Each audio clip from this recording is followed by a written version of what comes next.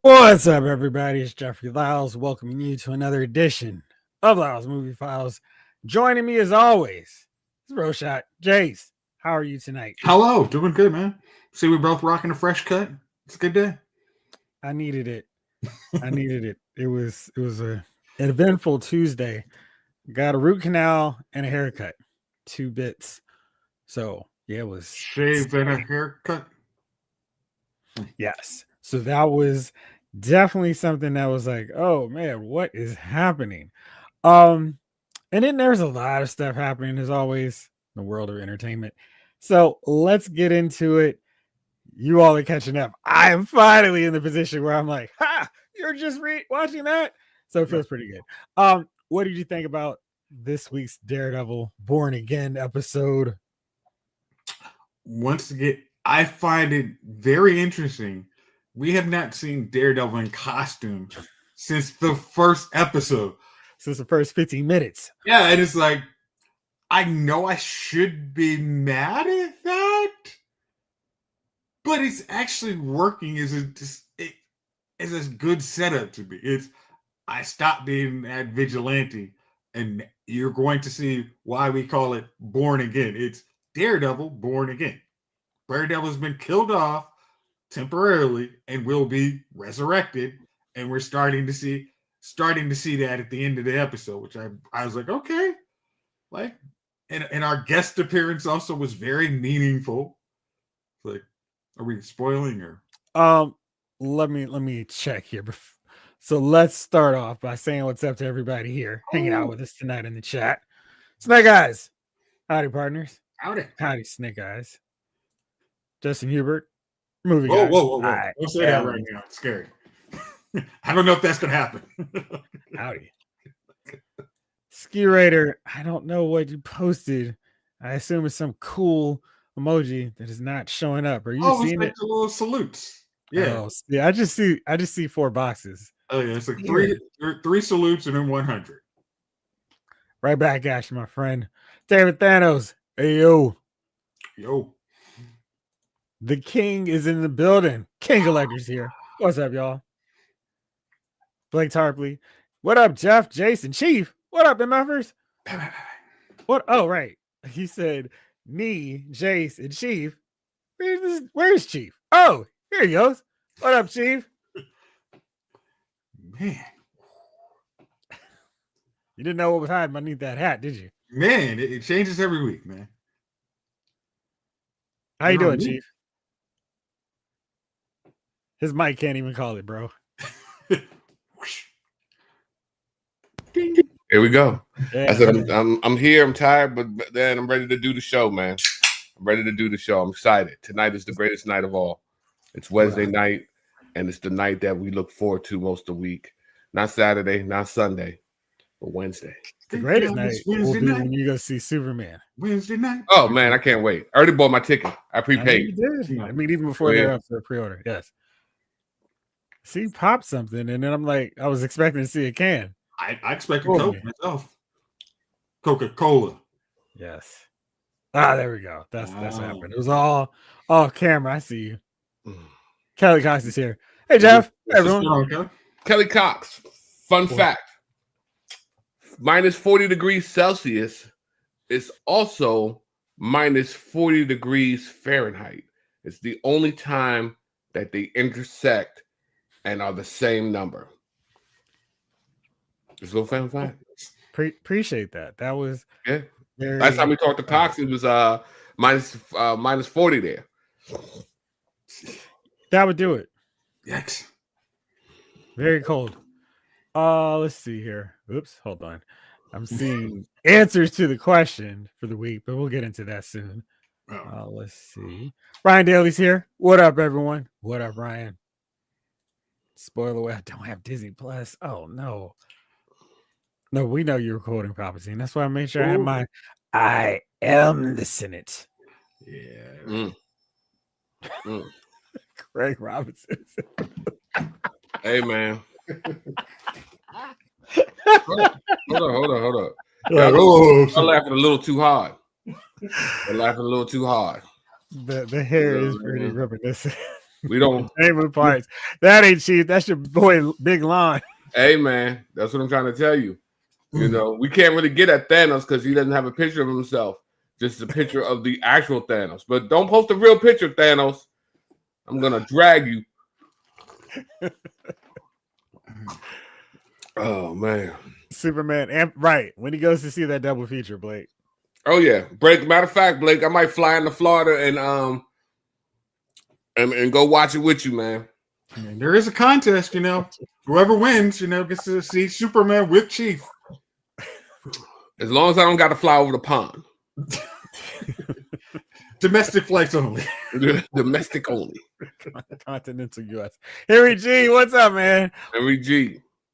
Are you guys doing great? I am. Oh gosh. Absolutely, 100%.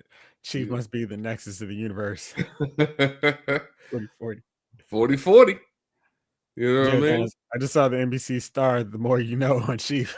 Fun fact, man. You know, every once in a while I drop something for y'all. Remember that. Take it with you. Sorry, Chief. I do know what it's like to be called Craig Robinson. I don't mind being Craig Robinson, man. You know what I mean? That's fine. I find Craig Robinson quite funny indeed. You know what I mean? That's fine, man. That's fine. You know. Blake says you remind him of another famous musician, Questlove, in the building. Hey, Questlove, man. I told you I went to Philly that time. It was a club in Philly. I always probably tell the story. And Questlove was DJing. I remember he just had a MacBook. And he got up there, he was DJing off just a MacBook. And I looked to my left or right, and there's Anthony Mackie. I swear to God, right next to me. And we just party all night long. Me, Questlove, and Anthony Mackie next to me at a club in Philly. Papa Doc, Captain America. Yeah, and this is when I realized that Anthony Mackie he's not tall. Like, he's really, really short. Well, you are a giant among men, Chief. Dude was short. I don't know about a giant among men. He was quite short, bro. I looked over, I was like, damn, he little as hell. So, oh, my bad. I thought you were somebody else. Yeah. He's 5'10". I don't think so, bro. You were standing on a podium. I don't think 5'10". I don't know if that's correct. Oh, on your left, exactly. I mean, yeah, he was on right my there. Left, man. Blake? On my left. Chief, don't make me cut that John Cena promo on you about it being over.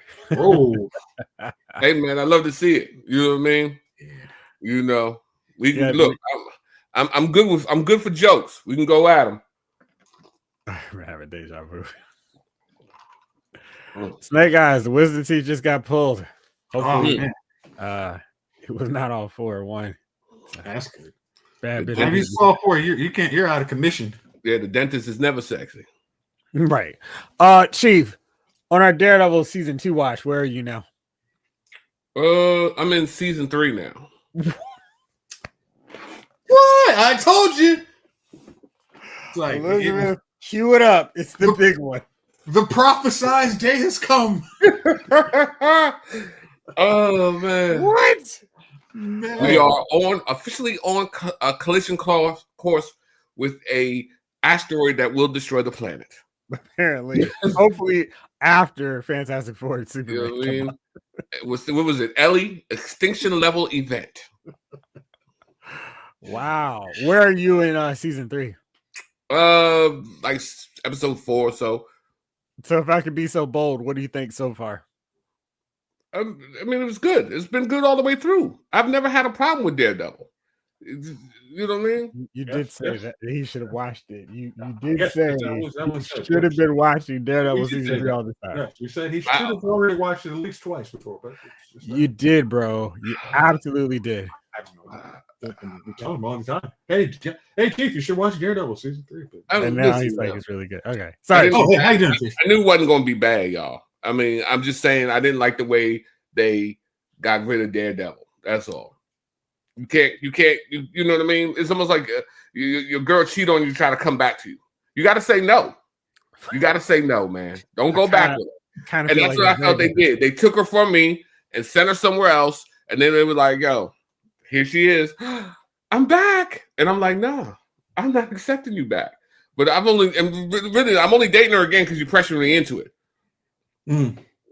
I don't trust her and I don't love her. Wow. So you used to love her. Now you know. What is it, hip hop? You remember that. Hey man. Let's see. Who are you both talking to off screen to your left? Anthony Mackie. I knew that Jason's in the room. Giving away trade secrets there. Yeah, really? Come on, man. We had to fix our orientation. Like at least there's a door here, so you kind of expect like maybe there's some, and you're like right He's there. Really just on the other side of that door. Right. All right. So when you do catch up, Born Again has been really good. Episode 4 deals with the fallout of the crazy cliffhanger from episode 3, where it's like, who shot who? It's like you keep saying, the show has managed to get away with him not being in his Daredevil outfit, but it doesn't feel like, gosh, they are going through so many hoops just to keep him out of costume. Yeah. Like with Smallville, watching that, it felt like, oh, come on. The Blur. Why are you wearing a black suit? Why are you wearing a black Superman suit? Get out of here. It's like black. Wait, I mean, he looked, the coolest he actually looked was if he had the trench coat on and the black shirt. It was like, okay, are we just gonna rock that till Superman? Like, no, we can't really do that. We'll put on a leather jacket and have an S on it. It doesn't. But no, it's funny because it almost seems this is a very budget conscious series so far. It doesn't feel like it doesn't feel cheapened to us. It's, hey, it has your legal drama to it, but also has that back simmering that, hey, there's about to be a whole lot of action. And this episode really got us to the point. It's like everybody's true colors are starting to shine through. They tried to hide who they are, but like by the end of the episode, everybody's like, I'm still who I am. You always knew who I was, but I'm back. And I loved how one constant running note through the episodes, these first 4 have been Kingpin on these Weight Watchers die. I'm like, dude, that is not enough for me. And I'm like, what are you eating? And then it's like, he's sitting with a big plate by then. I'm like, yeah, that's more like it. That's actual dinner. I'd actually appreciate it because it's when you see Kingpin, you always see his hands, and you never see why. It's always because he's always twitching his hands, and his knuckles are always bruised up, and we're like, what is he doing? Is this a flashback, or is it some is it a lingering effect from Echo, or is it something he's doing currently? And in this episode, we said he's finding ways to do his cardio, get some anaerobic exercise in there. Some real cardio, all right. So yeah, that was awesome. The cameo, since I won't say it right now, since people are actually catching up, was great. One of my favorite segments of the season so far, because just the dialogue, and this is a show where the dialogue is so great. It's like, yeah, okay, I'm good that we're not seeing Matt dress up as Daredevil every episode. We don't need that. Here's the Daredevil sequence of the episode. It's just like, whatever. He's doing his thing. He's operating like a lawyer until it's time for him to operate as a vigilante. And it doesn't feel like they're holding that back. Like, oh, not until the season finale, silly boys. It's when it makes sense, he's going to be in costume. And right now, it doesn't make sense. And when it does, he will. Don't worry. And don't worry. Yeah. And then I think even when you think the episode is over, we also have that next character introduction. I do not know who that character is, but it's like, okay, they're setting you up to be somebody, so we'll see where this plays. Somebody. All right, so next week, and I did not realize this, but great news for all of you. Next week, it's 2 episodes. So you get episode 5, you get episode 6. And bear with me really fast if I go back through my notes. I wonder if this is because the NCAA tournament wraps up on Monday night. So I wonder why they're trying to. I mean, I guess Tuesday. They're just trying not to. They're trying to stay ahead of it, I assume. well, but also they're doing it so they have it. Andor comes exactly when they want Andor to be released. So it Oh, I see. I see. 9 episodes. So I don't know why. I mean, specifically, but they got a plan for Andor to wrap up at a certain time. So the real deal is episode 5 is a cool down episode after everything else has gone down. And I'm pretty sure that they understand how this season needs to go. And if this was a standalone, people might be in their feelings, typing away. This is ridiculous. I really liked it because it needed to calm and settle things down. But I understand why they decided to pair it with another episode, because after everything that's gone down these first 4, watching this one and then having to wait a week would seem a little bit unsatisfying or unsatisfactory.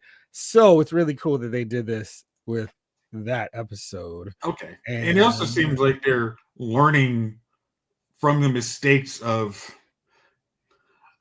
other properties. Like this season, episode 4 of The Acolyte was the what? What did y'all give us? And they're like, okay, we gotta figure out how to get you guys, keep you guys around. You know, Blake, you're really going to make me have Jace come over wearing the same exact shirt, and then we're gonna record it and post it on. Whoa. Don't give away the movie magic. I mean, that's exactly. It's like, hey, how you doing, Jeff? Hey, bro. I'll see you later.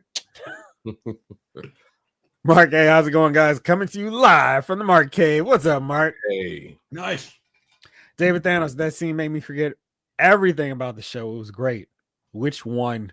We talked about a bunch, and I feel like a bunch of them could qualify. You're talking about the special appearance scene, because that was awesome. Great. And the tease for next, and it's not next week's tease, so it's like not at all connected to the cliffhanger on this week's show. I almost feel like, because of the way it's set up, okay, they could have done something else.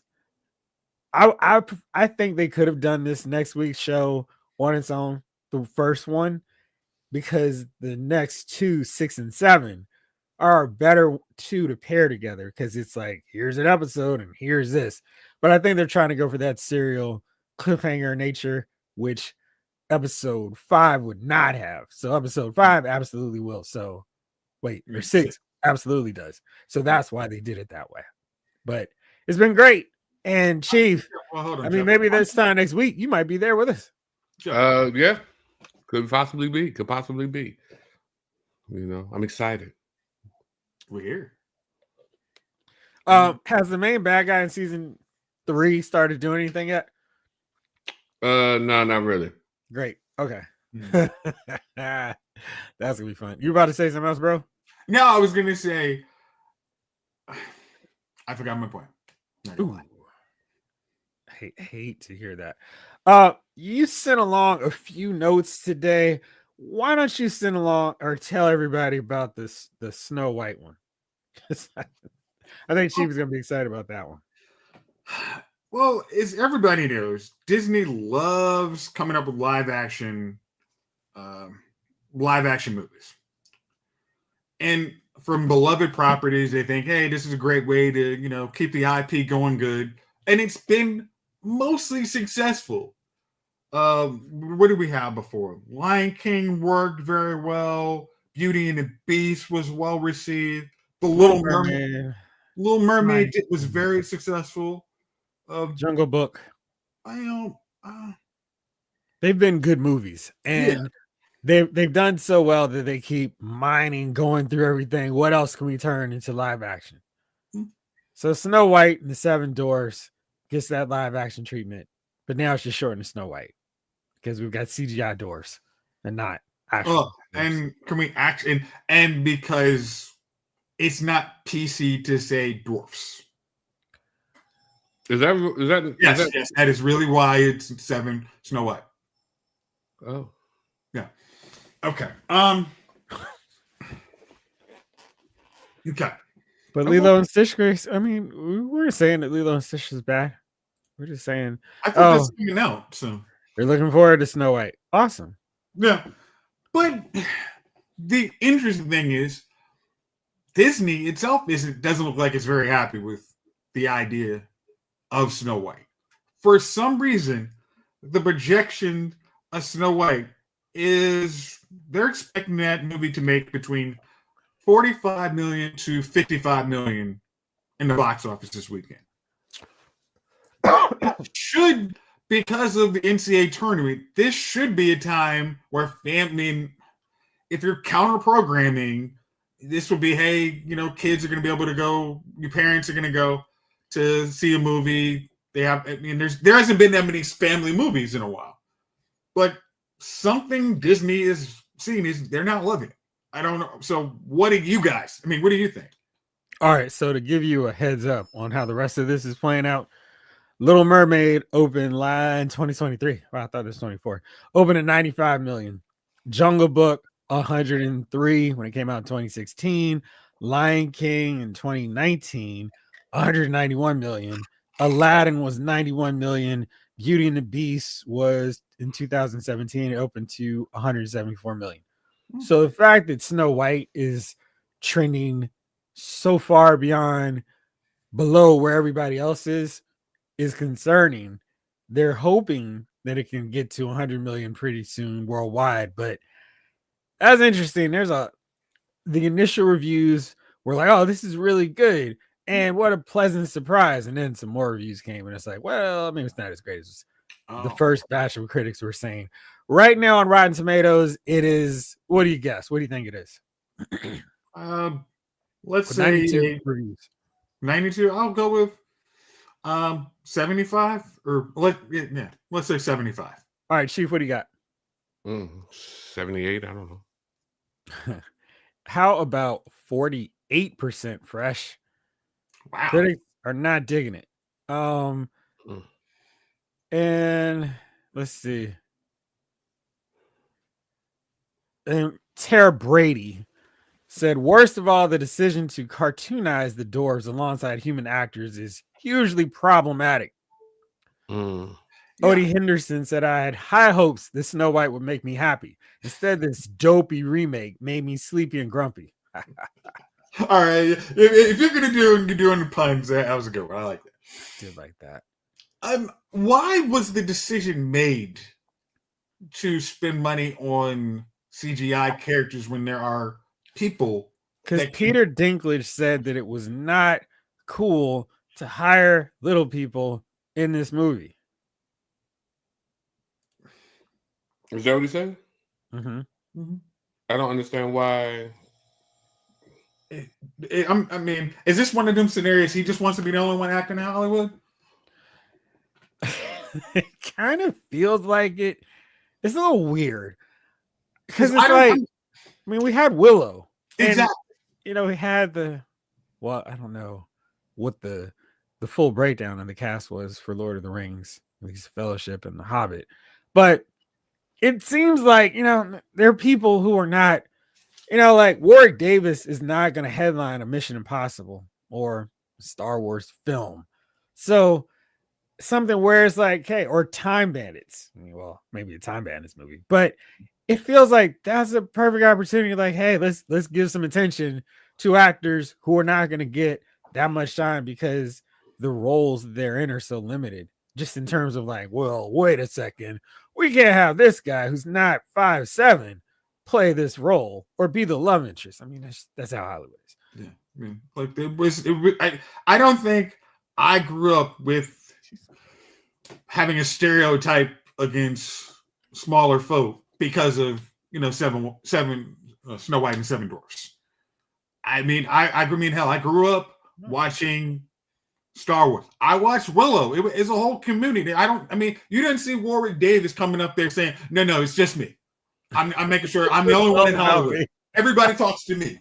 Okay, anybody under 5 foot, you holler at me. There's nobody else. I just think we watched with the Wicked Witch. They had a whole land of them. Yeah. I don't know, but I don't know. What do I know? Next time they try to hire blacks for a movie, I'm just gonna say no blacks. No, I'm the only black in Hollywood. That's it. Imagine that. Imagine the work you would get. You wouldn't have time to sleep. I mean, like, they can say, well, Samuel Jackson Jackson would be like, man, stop taking all the roles. Right. Yeah, like, come on. Okay. All right, I'm gonna pull this up because I want to make sure. So back in 2022, Peter Dinklage said the Seven Dwarfs are an insult. All right, let me go back through here. Some actors in the Little People community are not thrilled to have the Emmy-winning actor serve as their spokesperson. This is from an IndieWire article. He did Elf. And in Elf, he made fun of him his own size. All right, so he said, excuse me. Dinklage praised Disney for casting a Latina actress as Snow White, but condemned them for continuing to present what he believed were outdated stereotypes. Literally no offense to anything. But I was sort of taken aback. They were very proud to cast a Latino actress as Snow White, but you're still telling the story of Snow White and the Seven Dwarfs? Take a step back and look at what you're doing there. It makes no sense to me. You're progressive in one way, but you're still making that effing backwards story about seven dwarfs living in a cave together. Have I done nothing to advance the cause for my soapbox? I guess I'm not loud enough. Shut up. He did Elf. Listen, this is wild. The day of the interview's publication, Disney stated that it wanted to consult with members of the dwarfism community on the film. A day later, the studio changed tactics. It would change the dwarf characters to magical creatures created with CGI. So we're gonna. I do not know anybody who has dwarfism condition, but I'm pretty sure there are. What's the daggone show on TLC? The Duggars. Huh? The Duggars? No, they have a whole 3 or 4 shows with folks with dwarfism. So I don't think what would be the issue? It's like, well, I'll tell you what. Work. Dinklage hates those shows. I hate all reality shows too. I don't see anybody stopping that either. Oh, all right, hold on here. So I kept reading while y'all were talking. This is wild. Okay. Another member of the Little People community, a journalist and documentarian, Kara Reedy, said he's no dwarf hero. He does not talk about it. He's talked about it twice. He pretends like it doesn't exist, but he has not assisted the Little People community. It's appropriate that Peter spoke his truth about how he feels, but I don't feel it's appropriate that he is including the entire dwarfism community, which is interesting because Kara is referencing Little People as dwarfism community. So it's so wild. I'm sorry, so I wanted to make sure I had that right. Yes. How do you if we have decided we're going ahead with this movie, we're not coming up with Snow White's and the Huntsman. We're coming up with Snow White. We are going to spend money on creating characters that do the exact thing as the people that we're not hiring. I don't see how that ever would work. Budgetary is a good idea. So you took money out of real Little People pockets and gave it to CG when you could have paid, when they could have went home with a check. Right. How many people would have been living off residuals of this movie for their life? 7 people. Mm-hmm. Hey, we can put some families in here. You want to tell a story that's not what was this outrage? I'm like, and the part would have led to more parts maybe in other movies for some sequels. We can span the roles. Like, come on, shut up. All right.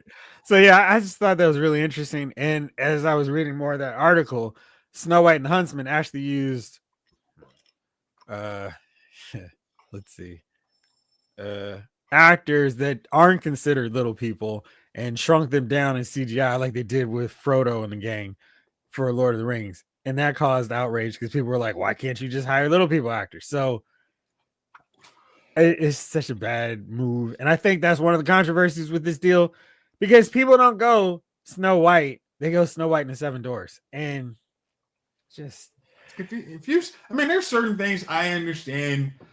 If you think it was problematic, 80 years ago, 30 years ago, and we need to change, everybody can objectively say maybe that's not the best way to go. Like some of those Steamboat Willie I mean, yeah, we probably shouldn't go there. But this does not seem like, you have to think, all right, is this a real outrage that we're going to get boycotted by everyone? We're going to get canceled? If not, we're going to go that route. Like, get on.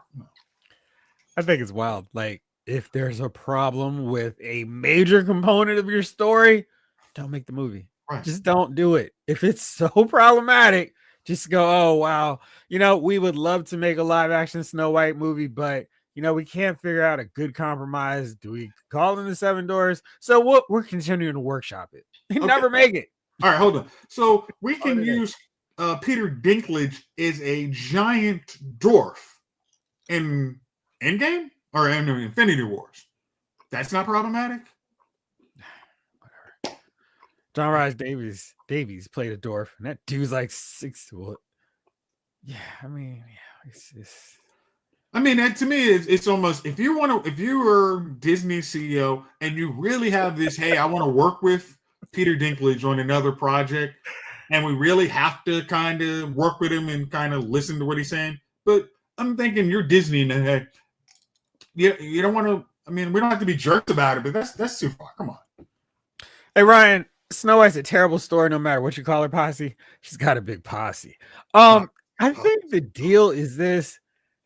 Some stuff exists just fine when you're a kid. When you start looking at it with adult eyes, like, whoa. And I just think that's kind of where we miss it sometimes as adults, where it's like, now that I'm older and refined, I'm going to tear down the stuff that I, as a little kid, would still enjoy for the generation after me. And it's like, unless it's just horrendously offensive. I mean, it's just, which I don't think this one is. It's whatever. Now, so yeah, we'll see where Snow White goes. They said Rachel Zegler is great. She's really good. Even the negative reviews said she's the shining light. Some people are mixed on Gal Gadot as the evil queen. I kind of feel like, what's the point of casting her as evil queen? I can't buy her as the bad queen in this anyway. So it's just like, whatever. Well, I mean, I would have thought her more as an adult Snow White. Okay, well, the fact is, the evil queen says she's the fairest of them all, and I would agree. You were going Gal Gadot, you could say, "Hey, I think I'm the stuff," and then somebody else comes along younger. The mirror says she's the stuff. Like, I'd still not listen to the mirror in that case. Now, I thought there was some controversy early on about this movie, based on kind of how Rachel Zegler kind of framed, like, yeah, some of the part of the story is problematic, and we workshopped that, and we came up with some different ideas. It's so like, instead of Prince Charming kissing her on the lips, what happens is she's still asleep, and then she just kind of flails in her sleep, goes like this, and he kisses herself, and then it's like, bam, the power of her wakes her up. Because I don't need a man to rescue me. She's a powerful princess. There you go. Lana Parrilla is a hard actor. Hey, that's somebody who's been watching Once Upon a Time. That's Jeff. That's why. That's from Once Upon a Time. She's the evil queen. Didn't she also old boy's wife in The Punisher, first one? I'm not really sure. Not her. No, but like Lana Parrilla is really good. I cannot remember Jennifer. It's not Goodwin, but she plays another character, and she's Jennifer really good. Goodwin, isn't it? All right, 2 characters. I'm not gonna spoil who's who. Thank you. I do need it. Is that on Disney Plus now? Yes, it is. All right, great. I think you did answer that from your other. Jalen wanted to know what is the highest grossing movie of 2025 so far. Without looking, what do you think it is? We're 2.5 months into the year, so I feel like it shouldn't be that hard. You're not a sucker. You don't need a bodyguard unless Chief wants to volunteer. I mean, I saw it in the movie. I'm pretty sure. Chief, what do you think it is? Man, are they really that bitter? Or are you just thinking that hard? They're the Harry Potter beans. They're very bitter beans. Struggling over there. Like. So they have every flavor, and I think I got one that was. I didn't eat a whole bunch of them at one time like I normally do, so couldn't mask whatever that was. That's not funny. Bill Cosby face palm over there. Yeah, right. it was not good. The highest grossing movie of this year. It's gonna be Captain America, wouldn't it? Jace, what do you think? I think that's right. Like that You is are the last correct. one. It is indeed Captain America: Brave New World by a pretty decent distance. It is in the lead currently at 187. 187. Call the cops on me. So that is number one. Mufasa, the Lion King, is number 2 with 125. Dogman is number 3 at 94 million. Sonic the Hedgehog 3, 84 million. 5 is Moana 2. One of Them Days is 49. And wait, I should have just counted the movies that came out in 2025 because I don't like that cheating. So the ones that came out this year: Cap, number 1, Dogman, One of Them Days, and let's go with Paddington in Peru. So I only saw the Captain America. There you go. You're doing a thing, helping out the support and everything. So something's going to take it over at some point. I'm going to think it's going to be Superman. What about you, bro? I'm going Fantastic Four. Fantastic Four. Which one do you think, Chief? You know what? I think they're both overtaken. Jennifer Goodwin. Harry was a great character. And then we got season 7.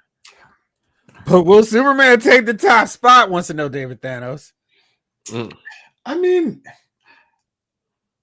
again, if you're Warner Brothers, you're really praying it does. This is just domestic, Blake. Okay. Wasn't looking worldwide. Mr. Worldwide. Jalen, okay, I was just wondering what box office number movies were trending at. Dang, most of that top 5, yeah. So that's why they keep making these movies. But nothing has done well, really, the box office. Last weekend, Novocaine topped the charts, and it led with 8.9 million. That was number 1 at the box office. Not great. So Captain America went down like that? I mean, it's been out since about a month now. That's when they typically head out the top spot. Lilo and Stitch will dominate the box office. I mean, the fact they put a Super Bowl ad, Disney thinks it's gonna work. Well, I mean, people like Lilo and Stitch. Stitch. So that'll be fun. I'm looking forward to it. I hope it's good. Probably won't be as good as Fantastic Four. And I know Chief is excited about both of them. I am. Can't wait. All right. What's the next movie you were excited about seeing? Or is there anything on your radar that you want to see this? Are you asking Chief? Oh yeah, Chief. Because I mean, I admit I'm very much Superman, Fantastic Four. I think those are definitely why I'm looking forward to summer. But let's see. I don't even know what's coming out this year. Of course, I know those 2 movies. Of course you do, because those are your number 1 and number 2 most wanted films. Let's see. Oh, the Thunderbolts are coming. Can't wait. How to Train Your Dragon. Are they redoing it again? Live action. Looked interesting from the trailer. 28 years later. Right? And then what do they got? Another Predator coming out? Probably. Predator Badlands. There you go. Yeah, I believe so. Okay. So you do have things you're looking forward to. Yeah, there's some movies out of here. Last Breath looks good.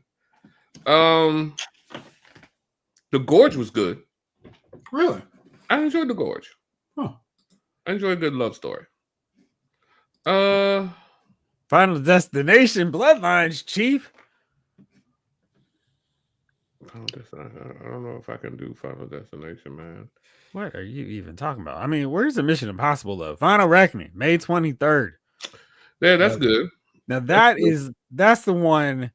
No jokes is the one I'm probably most excited about this year. Sinners. I can't wait Okay. to see that. Thanos right there with me. Can't wait for the new Mission Impossible. That's my number one. As long as that's good, I don't care about the rest of the year. I really do want Fantastic Four and Superman to be good, but the one I'm most looking forward to is Mission Impossible because that last one was awesome, and they just keep getting better. These last three have been like building up on each other. I really dig them, so I have high hopes for it. Mark A, Thunderbolts. There you go. So we got some people hype. What about you, bro? What are you looking forward to? Truthfully, I mean, like I said, two I Thank mentioned you. definitely Mission Impossible, and I do want to see. I mean, I'll watch another Final Destination. There's always areas you can mine for that, and hopefully, you got one last appearance of Tony Todd is our coroner, deaf spokesman. I'm down. Let Ryan Daly know that Screamboat Willie is coming out this year. Screamboat Willie. Not Steamboat, Screamboat. Screamboat Willie. It's Screamboat. That's the name of the movie. It's a horror So movie this is going to be, what is this, Blood and Honey? about a mouse and Mickey's back and he's pissed. You know, does the producing credits / director writer say Daily Ryan by any chance? Exactly. It's a pseudonym. Oh. He'll never guess it with me. Jamlin, come on, Chief. Final Destination never disappoints. Well, maybe once. Which one would that be? Superman. I'm gonna watch it. I'll probably go see it, man. But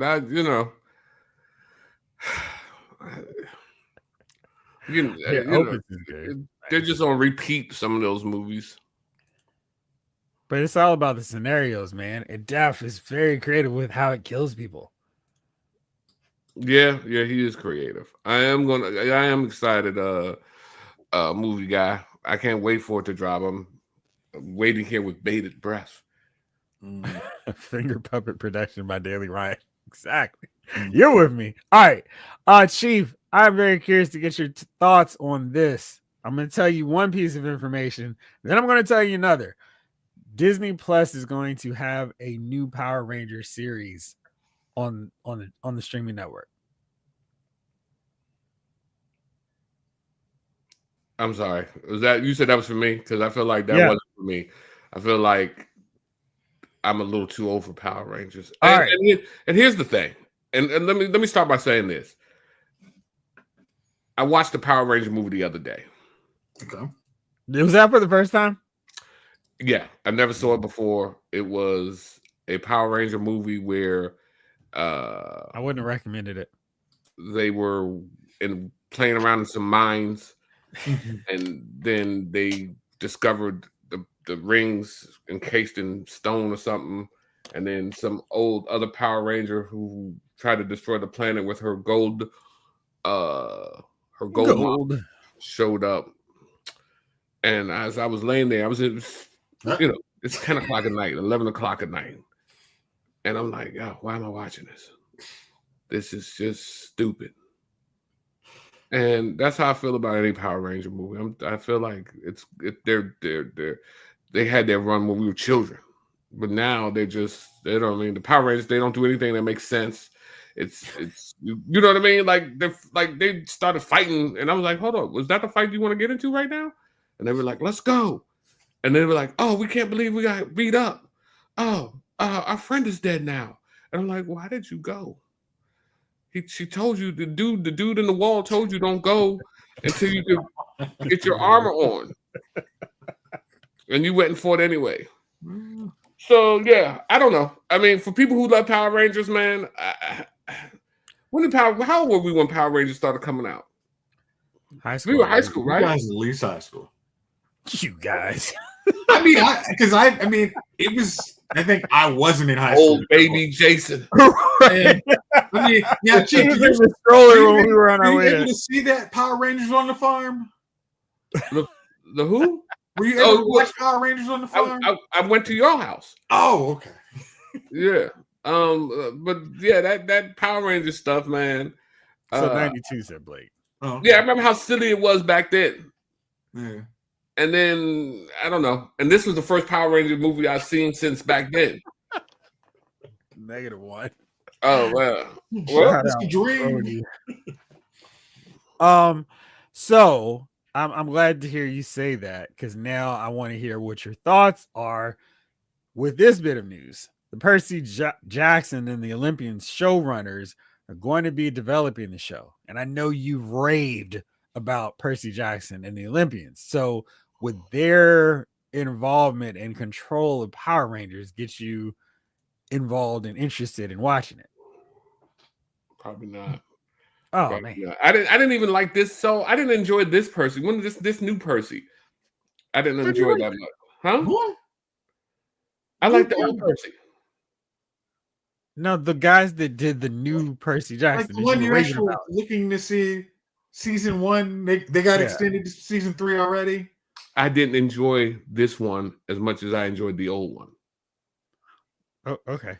So y'all like this new one with the when they went to the arches and all that? I haven't watched it. You were saying weekly how much you were enjoying Yeah, Percy Jackson. like I'm we were confused. actually. I mean, I was thinking No, of hold on. No, watching what I'm the show saying, based on I your didn't enjoy recommendation. it as much as I enjoyed the old one. Okay. Oh. I got you. I Okay. love the old one. All right. You know what I mean? This joint here was cool, but I didn't enjoy it as much as I enjoyed the old one. I thought the old one was a little more yep, you gotta let the Power Rangers go. I thought the What's old up, one Randy? was more adult oriented. Like the Medusa suit was a little more yeah. So I Whatever you thought say. this was more geared for a younger crowd. Okay. All right. For like Power Rangers, to me, just looking at like kind of the figures and toys they have, it's one of those things. If I'm Disney, I would try and revitalize because we can make toys. I mean, like I'm not. It's done by what is it? Sabine? Is that who created it? Saban, I believe it's called. Saban. Yeah. Let them go. I think there's too much money. I think it's too much money not to keep trying to push it out. Like, hey, we can make toys, keep it budget friendly, and we'll be good. Yeah, I guess, man. I don't know. Maybe I'd rather see a Voltron. Chief, Voltron is just going to disappoint you. That was going to be, I'm so good on never seeing a live action Voltron. What are they going to do? Would not deliver. Thundercats.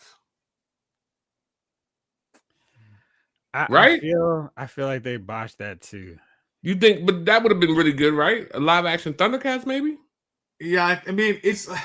I wouldn't trust it. Okay, I'll wait to see how they do Masters of the Universe because if they botch that, they can't do Thundercats, they can't do Silverhawks, they can't do anything fun on that fantasy front that we grew up with. And for darn sure, they cannot make Voltron happen, even the car version. Like it would just suck. I do think Robotech is the one thing they could possibly do well in live action, like a TV show, with the decent budget. So every time when they're going out in the jets and they're going in that, what is that mid mode that they have? And not full on Jetfire mode. I think that could work. Huh, I did not know that. Skurator. Yes to Voltron, 100%. And Thundercats, Silverhawks. See? That will be in Voltron. I don't trust it is going to be any good. Because, gosh. Voltron, I think the Robies won.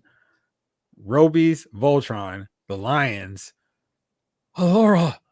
It is so many ways for them to, let's modernize this. She's not Princess Allura. She's Queen Allura. Okay, all right, okay, hold on. Did you watch? And she's not going to have mice as her sidekick little buddies either.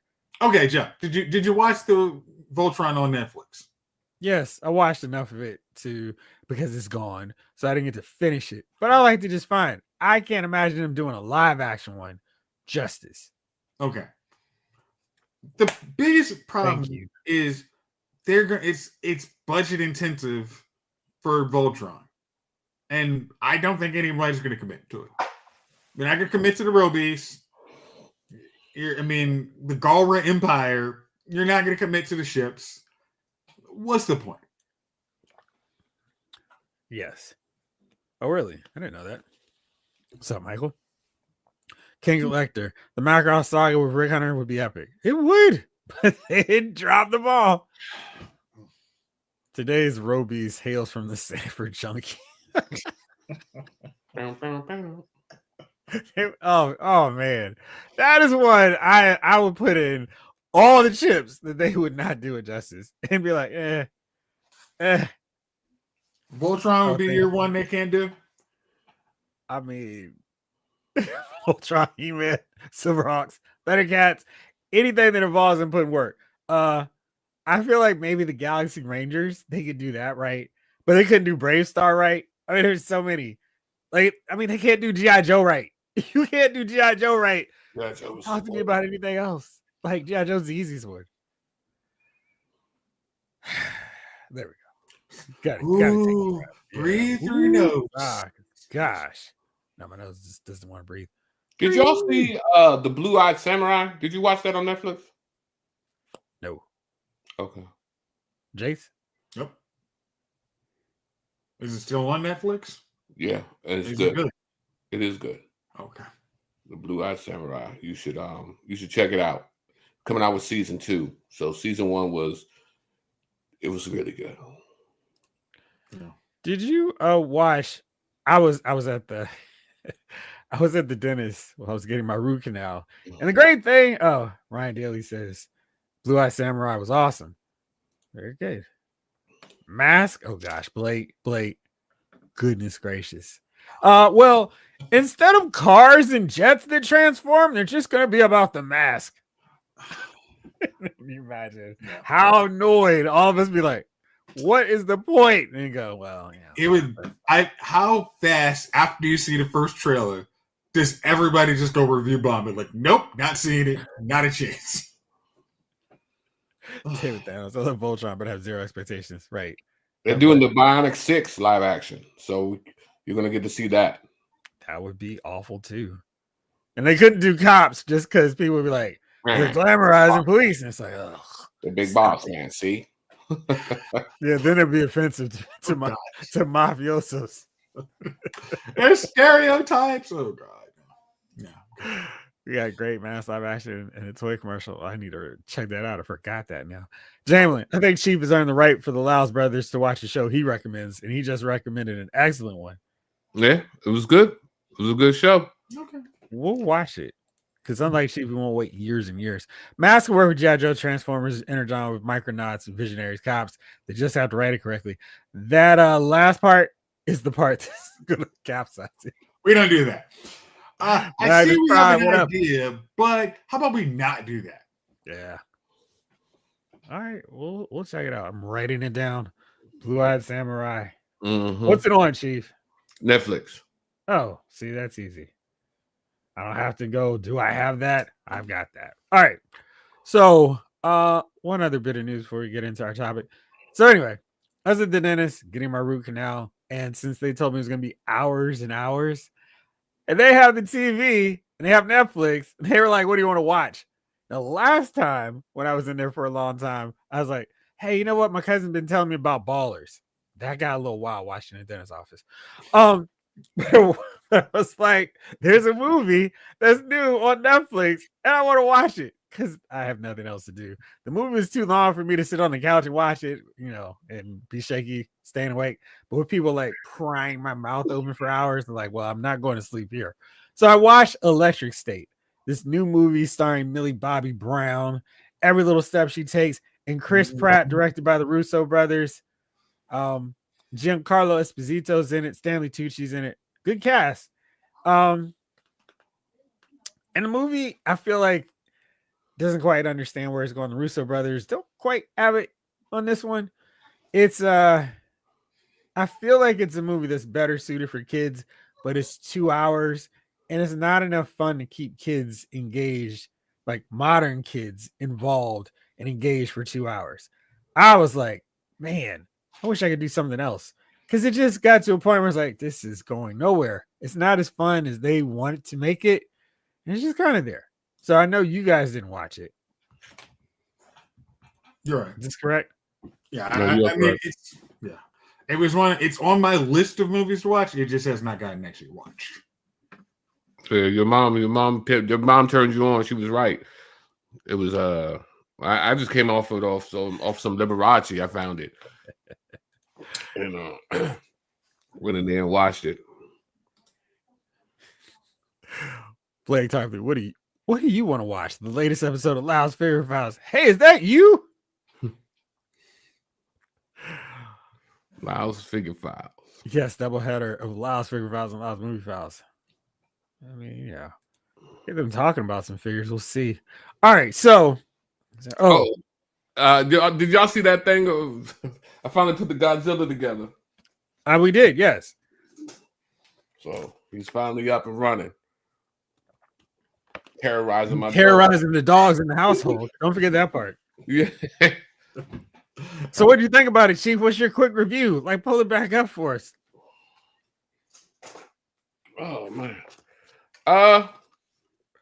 It's pretty good, man. The remote control works well. You got to use it, of course, against a smooth surface, man. But I enjoyed it, man. The breath comes out, it produces the fire from his mouth.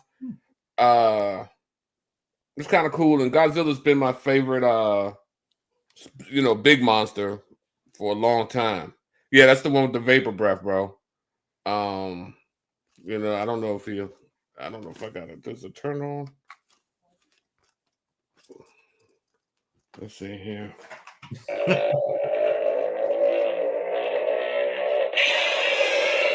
That's cool. Actually turning. So that's actually cool. Yeah, he does his thing, man. So it's pretty good, and for $30. Oh wow. A great price for $30. I thought you were gonna say like 85. Yeah, especially with a remote control. Like, yeah. Hey, I'm out on 80 for $30. Yeah, it wasn't a bad price, man.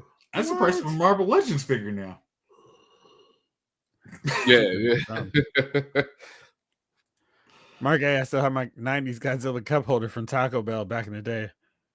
Play Tarpley. Is that a humidifier? I guess if you press it enough times, it could be. Shoot. I could use one of those. All right, let's see. Add Vicks. Who needs a Mythic Legion Striker, dude? Not me. It's too expensive. I don't have space for it. Here's something. This tied into what I was inspired to do this week's episode on. I saw this headline. Arrow star Katie Cassidy was crushed by a decision to kill Black Canary. Spoiler for anybody who didn't know that. And we've talked about Arrow a lot here on this channel. I thought season 1 was really solid, definitely enough to keep you invested, hooked into what we were doing, what they were doing. It's a lot different than Justin Hartley on Smallville, even though he became the better character on Smallville than its title character or lead character. And I was engaged, and I like what they did. They had some nice twists in season 1. Season 2, I thought was great, and no issues, no problems with that one. Season 3 was really good up to one particular point. And I was like, what is happening with this show? And then season 4 hit. In season 4, it was not good for... it was a little bit more 50-50. Like season 3 was about 80% really good. It just so happened that 20% was near the home stretch. But season 4 is when things got dicey. And they had a really great arc where Laurel was taking up the reins of her dead sister to become Black Canary. And finally, we were getting a vigilante who didn't know what the heck they were doing. Like, she was learning on the ropes. She didn't want to train. Oliver was like, no, you're not going to go out there. And so she was doing this on her own, getting beat up. And like, all right, now I got to keep getting better. I'm going to work harder. It was a really good arc for her. Laurel's arc in season 4 was really good. Damien Dark was really cool in season 4 of Arrow. Seeing Constantine show up was really good. But a lot of other stuff was not good. And one of the biggest was killing Laurel off in season 4. They were setting up this whole thing like, one of Team Arrow's getting killed. Who is it? I'm like, yeah, who is it? And killing Laura was so stupid to me because she was, they were setting up for Felicity to get all the screen time, which I couldn't stand. But Katie Cassidy, I thought was really good as Laurel, and they did a really good job of building her up. So then when we finally get her as the hero that she's supposed to be from the first episode, it's like, oh, cool. And so I was like, oh man, what a terrible, terrible decision. And so anyway, she was saying in this interview with Michael Rosenbaum on his podcast, she was like, she was angry at first and emotional. She thinks it was political just in the sense of too many producers being involved and hey, we got to get rid of somebody. So let's make it be her. And she said, I did have one anger moment and told the creative team, I just have to say, I feel like I've always been given the short end of the stick. And then Stephen Amell called. It was like, I'm so sorry. I didn't want it to be you. I don't want it to be you. I didn't want it to be her either. And so we know, of course, later on they brought her back. Kind of lame, but they did bring her back. And let's see here. When they brought her back, she should have been the first time. It was stupid how she was introduced with no powers, and then afterwards they brought her back as she should have been in the first place. It made no sense. Jalen Park says, I'm with most of that, but excuse me, sir, we can do without the Felicity Smoke slander. Oh my gosh. She's so, again, first season Felicity, small bites, really cool character. But it was, she was fine for most of season 2. I mean, and the problem is weird thing is they've done Black Canary bad on 2 separate shows. Yes. She was done bad on Smallville because, hey, we need to have Felicity. I'm blanking on it. With Allison Mack's character. She's Chloe. Yeah. We need to have Chloe. Somebody say Chloe? Yeah, we had to have Chloe end up with Justin Hartley. Arrow, which made no damn sense. But then we have it on Arrow show. Oh, well, we can't have Arrow get with Canary because that wouldn't make sense because we got years of lore. So we're gonna have this made up character Felicity basically fill in the role of she knows everything. She is so good she can get a cable to make Betamax translated into magical screens that you can see right now. This part right there, Michael Solis. Why did it seem like Felicity and Barry had more chemistry? They did. They did. They absolutely did. Man, again, it was almost, you could have made it so she could have been a side character on Flash way easier. And I think Grant Gustin and Candice Patton had great chemistry on Flash too, but they so love Felicity's character. The show's going to be about Felicity. She's cheaper than Arrow, so this is going to be the show. And because the show has to be about her, we have to kill off the actual love interest of Arrow because we need to make it so it's her show. All right. Hate on Felicity's writers when they're put on permanent time of the month mode for too long. Again, I'm sorry. And the problem was, it wasn't just that Felicity knew everything. It was, at some point they decided, hey, let's have all these smart guys, Ray Palmer, what is it? Curtis Holt. All of them. Felicity's a genius, but they're all going to give her all of their companies and she's going to be super wealthy. Like, what? Like, a dude literally makes a chip that cures paralysis. And I'm going to do that for you and nobody else. Like, come on. Like, that's the worst. But speaking of Emily Bett Rickards, she's been doing promotional rounds for her movie. Oh man, the Wrestling Queen? Yes, I think that's the name of it. But she was talking about Arrow because of all the negative hate Felicity got. I love this response. King Elector says she needed more screen time. How is that possible?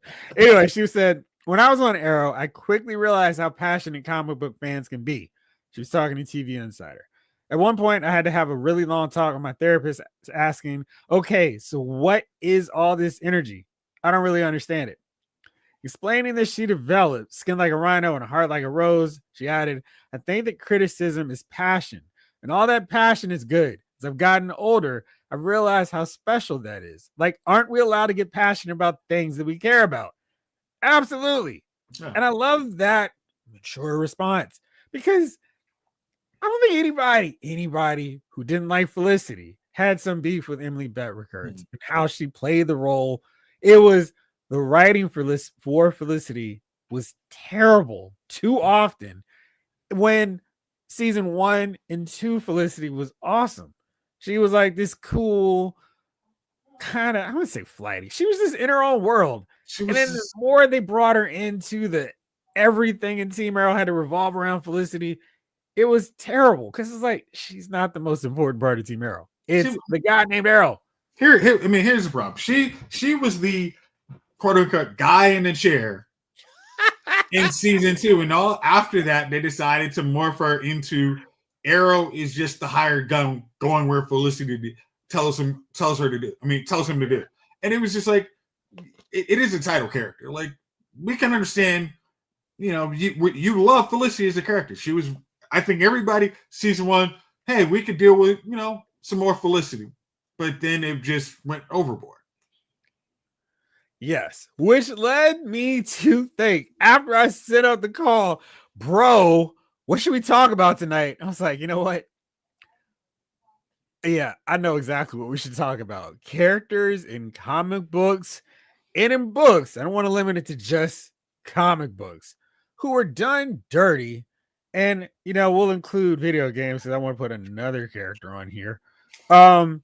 Because it was just like, why in the world can't we do these characters right when in some cases they're too easy to mess up, yet they do with no problem. And it's, hey, this is too easy to mess up, and we do it all the same.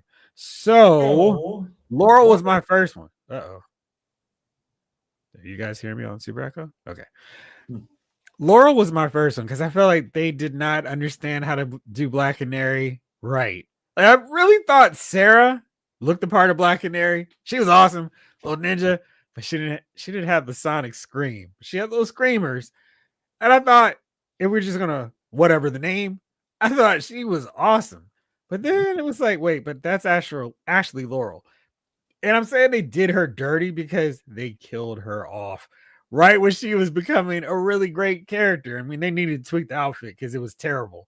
But it was like, oh man, just when she started to get good, when she started to get interesting, that was killer for shock value. When they could have killed more people the next or in season 6, make it work. But anyway, no, Jeff. That's my first one. And there's so much fertile ground in the Arrowverse. So let's just keep going round and round and round. So let's go with you next, Chief. Who is a character that you thought in comic books or video games or books that you like to read that got their big moment on the big screen or the small screen and they were just done completely dirty? I thought I don't even watch X-Men, but the dude who was a Darwin whose body was supposed to let him do anything, defend against anything. And I remember in the movie, I was like, damn, I guess I couldn't defend against that. Stupid, did dirty. I don't know why. I mean, I'd rather them not have the character than just mess him up like that. So that was my first one. Armando. Darwin and X-Men and the Black King. First class? No, it's not. Psych, Gene, Bobby, Hank, Warren are the first class, says Rick Cage. Yeah. Lots of issues there. Chase, what's your first one? Yeah, what's going on?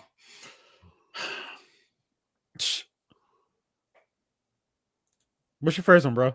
Oh, okay. My first one is a movie I'm going to watch in the next couple of days. Doomsday from Man of Steel.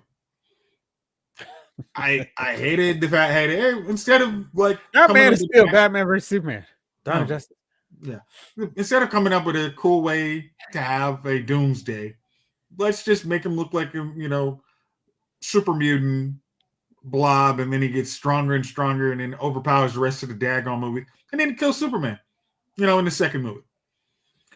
Doomsday taking on a whole Justice League and building up to the actual fight of losing Superman instead of just, oh, he's Zod. He's a mutated Zod. Like, again, I'm going to stop right there. But just for the fact that they made a mutated Zod instead of actually making Doomsday, yeah, that's my first one. I put him in the thumbnail, so I've got to include him. Lex Luthor, Jesse Eisenberg. I don't understand. I mean, I've said this repeatedly. I like the Zack Snyder TCEU. He made mistakes, but I like the films overall. And getting that Ultimate Edition extended cut of Batman vs. Superman gives his character a lot. I mean, it feels like in that last scene where he's like with Clark, and he's showing the pictures of Martha. That's the only development we get in that regular theatrical cut. But the Ultimate Edition fleshes out his backstory so much more, where it's like, oh, I get why he has this whole vendetta against Superman now. But it was still done so bad, because I remember when it was like, all right, they're going to bring Lex Luthor into Batman versus Superman. Who's going to be Lex Luthor? Ooh, Mark Strong. He'd be awesome. What about Bryan Cranston? He's bald already. He didn't even have to do any extra work. Make it happen. And we get Jesse Eisenberg, who's like, that role messed up my career. And I kind of agree with him, because he was going this way. Then it went afterwards. It was downhill, because that was not the right take for Lex Luthor. Toy Man, sure. Prankster, I mean, if you wanted to, but it was not the way to handle Superman's arch rival by making him like a little punk. And, on one hand, it was like, yeah, this is the right way to do it. But Lex Luthor should not be. That's not him. That's the Riddler. Has so many other characters. It's not, yeah, I run this thing. What are you talking about? I'm Lex freaking Luthor. Whoa. I don't know what they did with that. I just thought they did him so dirty. Fortunately, we have Kevin Spacey's great Lex Luthor to wait. Yeah, the funny thing is, at the end of the Justice League Zack Snyder version, you actually got a much better version of Lex Luthor. Like, okay, I'm on my yacht, I'm calmed down, I'm actually the dude in control. Like, so. Yeah, but that's what we should have started off with. Even that other Lex Luthor. I didn't want to wait the 4 hours to watch the whole movie because it was 4 hours long. I'm done. King Elector. Yeah, what a nightmare's Lex. I couldn't believe when I saw it for the first time. One of the best Lex was Rosenbaum. Best live action. Gene Hackman would say no. Australia. Ruler of Australia. Come on. Sorry. Lex Luthor, ruler of Australia. Plug in the crystal. So sorry. I know he's a little ha ha ho ho, but everybody else is second best until proven otherwise. Scooby-Doo movie monster. Scooby-Doo monster Doomsday. Ain't gonna do it. Go with mullet era soups. Doomsday. Yes. Rip Gene. Exactly. I mean, there's absolutely no. It reminded me of the Doomsday monster. Reminded me of I Am Legend. The leader from I Am Legend. The monster from I Am Legend. Yeah. Like bulky. Basically, they look the same. Like, who's this dude here, man? Like, you know what? Movies that make you sleepy. That should be the next topic. Not a web for you, Chief. All right, what's your next one? Supergirl. Which one?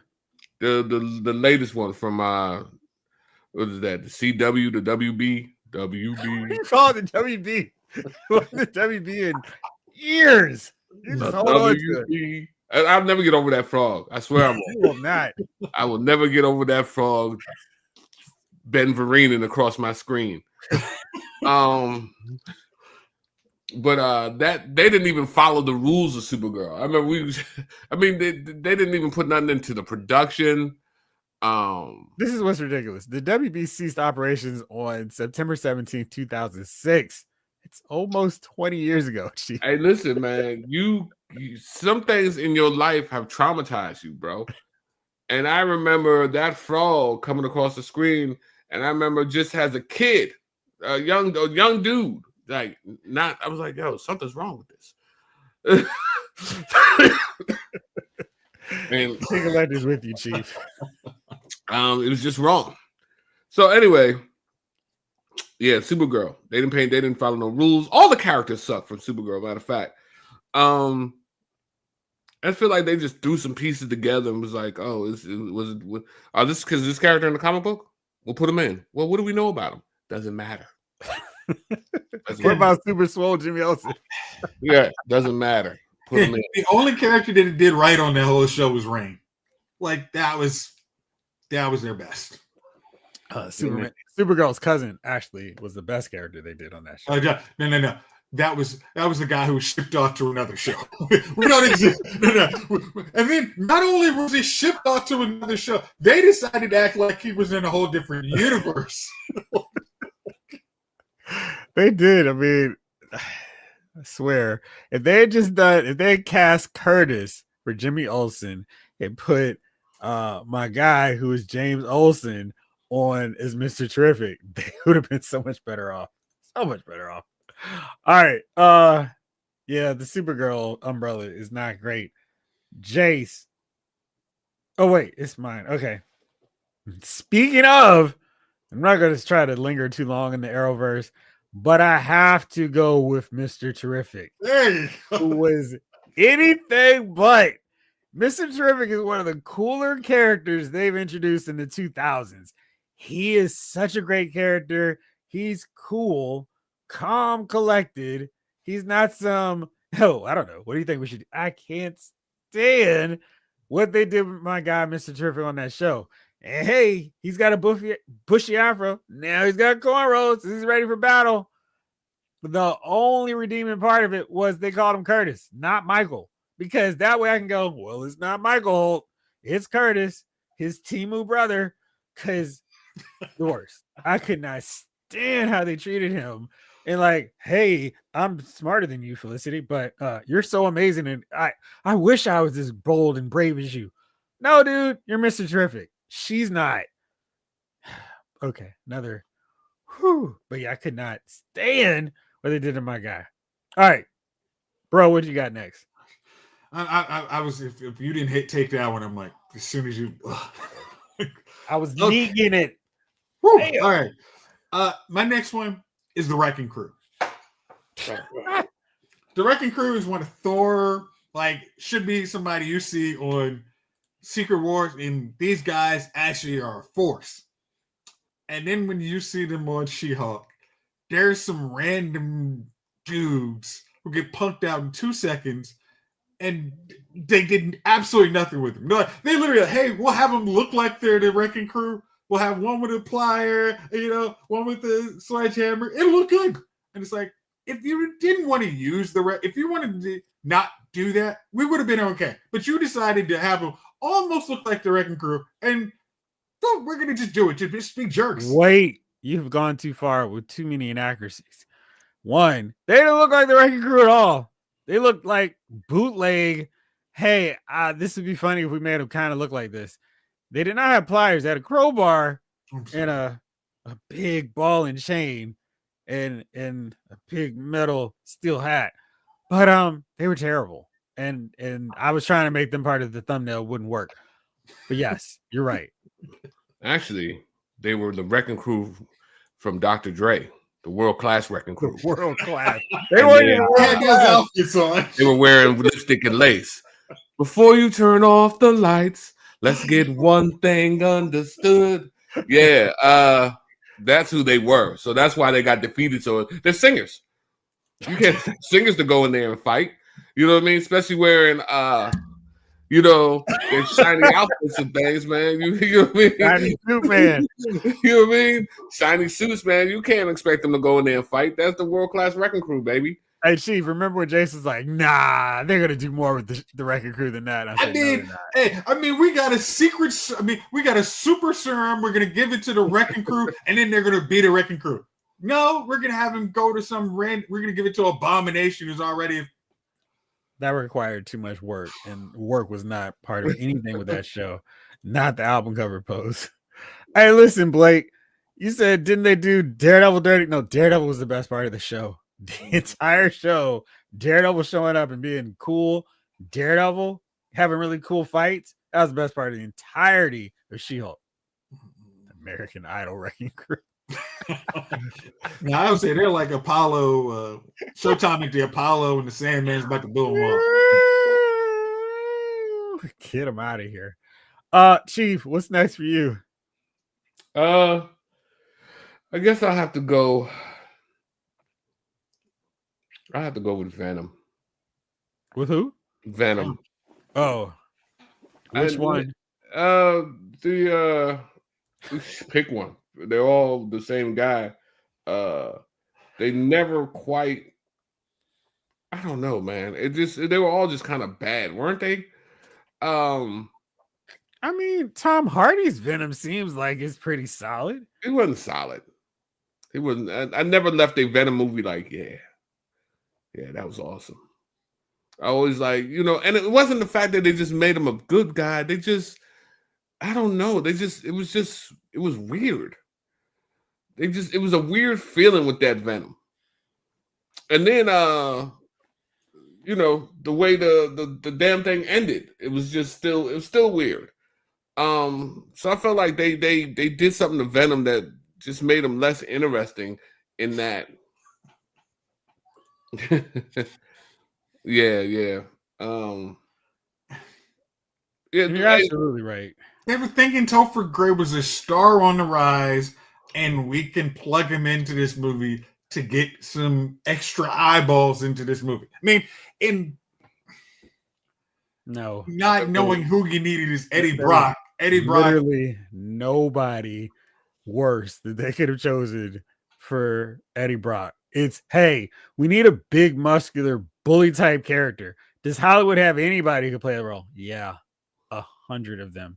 You could have gotten Dolph Lundgren to play that role. And they're like, yeah, that's great. They won't take the race. Any Venom. Yeah.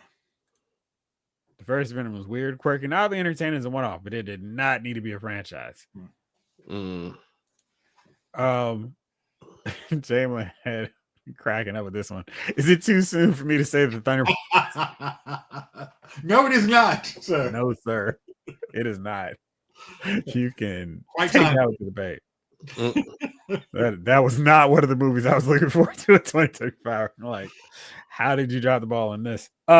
Let's see. So I said I'm going to avoid any more Arrowverse shows, but there are several up for debate. I'll run through mine if you do not cover them. I'm going to go with a controversial one. Controversy? Hawkeye from the MCU. They did Hawkeye dirty because Hawkeye in the comic books and Avengers, Earth's Mightiest Heroes, is done right. Hawkeye's a loudmouth who thinks he's great at being a superhero, and he's pretty solid. He's cocky. He does not care if he's on a team with Vision, Thor, Iron Man, Captain America. He's like, yeah, I get this thing done with my bow and arrow and all my trick arrows.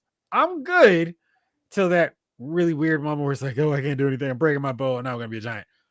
The rest of the time where he's written really well, he's doing his thing and he doesn't care. He's funny. And I feel like they really didn't understand that the Avengers could have used a guy like that because they're all very straight-laced. I think the problem was it made Tony Stark a little bit too snarky. And it was, well, how do we make Hawkeye like that too? But if you watch Earth's Mightiest Heroes, snarky Tony Stark and Yellow Jacket and Hawkeye interacted just fine. There wasn't this thing of, well, there are too many snarky guys on this team. So, and because of that, Hawkeye never got to be anyone's favorite Avenger, which I think he could have based on how they handled the character in Earth's Mightiest Heroes. Whereas, like, this guy is in Hulk's face going, hey, dude, shut up. And not thinking twice that Hulk could pulverize him in a moment. Hulk is laughing at him like, are you serious? All right, whatever, dude. The fact that he's laughed at him so much, he actually transformed back into Bruce Banner. Like, okay, you're funny. All right, yeah. I can't even be mad, dude. All right, whatever. And Hawkeye wears purple with a mask. Yeah, I mean, it's like, So yes, that for sure is one. Let's see what else did y'all say here. I really think Marvel needs a new Vision. I really like the way they do Vision. Ski Raiders fantastic, but no Spidey Craven. Michael Solis, Iron Fist with the two golden guns. I thought that's part of the canon now. I mean, it didn't have golden arms. You got the no Spidey Sony Spidey. Well, yes. Jace, what's your next one? My next one is going to be Perpetual, the Mandarin. Yeah, yeah. Well, it should be. And the Mandarin again for the first half of Iron Man 3 was awesome, and then we got Trevor.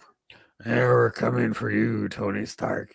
That's awesome. I don't understand. I mean, we're subverting expectations. Why?